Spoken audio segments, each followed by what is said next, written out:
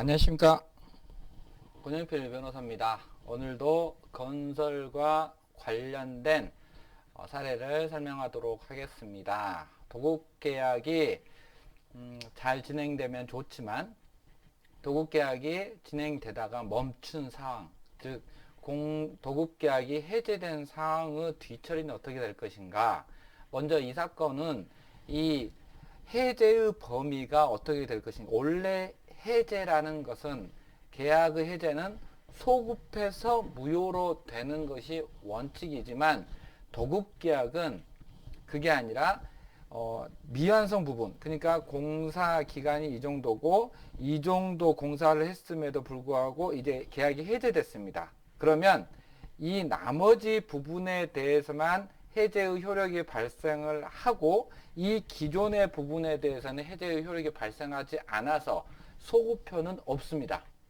더 나아가 이 사건에서 문제가 되는 것은 그러면 공사한 부분에 대한 공사대금은 어떻게 산정을 할 것인가 여부가 이 사건은 쟁점이었는데 대부분이 수급인이 투입한 공사대금이라고 생각을 하고 또는 이제 모르는 변호사님들은 이 수급인이 투입한 공사대금이 아니라 이 공사한 부분에 대해서 감정을 해서 이 기성고 감정을 하는데 그것도 잘못됐다는 대법원 판결이 있습니다. 이때는 어떻게 하냐면 전체 공사비가 있을 거 아니에요.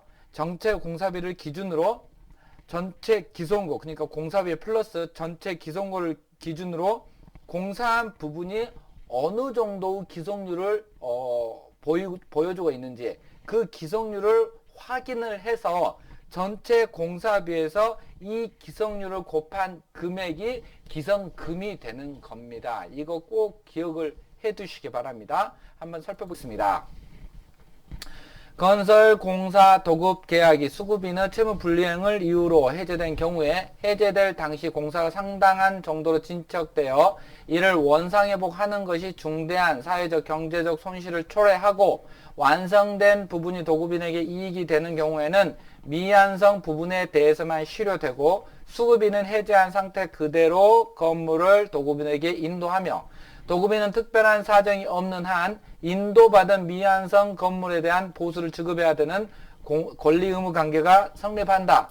중요한 것은 건축 공사 도급 계약이 중도 해제된 경우 도급인이 지급해야 될 보수는 특별한 사정이 없는 한 당사자 사이에 약정한 총 공사비에서 기성고 비율을 적용한 금액이지 수급인이 실제로 지출한 비용을 기준으로 할 것은 아니다 라는 것입니다.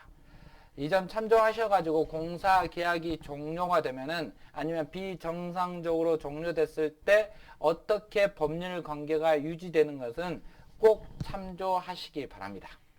오늘도 수고하셨습니다. 고맙습니다.